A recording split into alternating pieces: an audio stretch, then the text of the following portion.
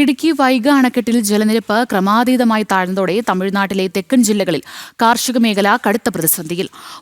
മുല്ലപ്പെരിയാറിൽ നിന്നും വെള്ളം എത്തിക്കാൻ കഴിയാതിരുന്നത് കർഷകർക്ക് തിരിച്ചടിയായിരുന്നു. ഇതിന് പിന്നാലെയാണ് വൈഗ ഡാമിലെ ജലനിരപ്പും താഴ്ന്നത്. നിലവിൽ സംഭരണശേഷിയുടെ 20% മാത്രമാണ് വൈഗ അണക്കെട്ടിലുള്ളത്. തെക്കൻ തമിഴ്നാട്ടിലെ ജലസ്രോതസ്സുകളിലൊന്നായ വൈഗ അണക്കെട്ടാണ് വറ്റിവരണ്ടു തുടങ്ങിയത്. ഇതോടെ മധുര, ദിണ്ടിഗൽ, ശിവഗംഗ, രാമനാഥപുരം തുടങ്ങി വൈഗ ജലസേചന പദ്ധതിയെ ആശ്രയിക്കുന്ന നിരവധി പ്രദേശങ്ങളിൽ കൃഷി മുടങ്ങി. കഴിഞ്ഞ വർഷം ഇതേ കാലയളവിൽ വൈഗ അണക്കെട്ടിന്റെ വൃഷ്ടിപ്രദേശത്ത് മഴ ലഭിച്ചിരുന്നു. ഇതോടെ അണക്കെട്ട് തുറന്ന് കാർഷികാവശ്യങ്ങൾക്കായി വെള്ളം തുറന്നുവിടുകയും ചെയ്തു. എന്നാൽ ഇത്തവണ മഴ കുറഞ്ഞതോടെ അണക്കെട്ടിലേക്ക് ആവശ്യത്തിന് വെള്ളം എത്തിയിട്ടില്ല.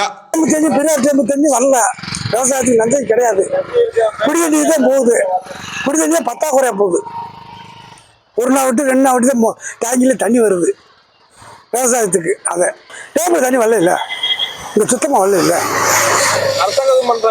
വൈഗ അണക്കെട്ടിലേക്ക് മുല്ലപ്പെരിയാർ അണക്കെട്ടിൽ നിന്ന് എത്തിച്ചിരുന്ന വെള്ളവും പ്രധാന ആശ്രയമായിരുന്നു.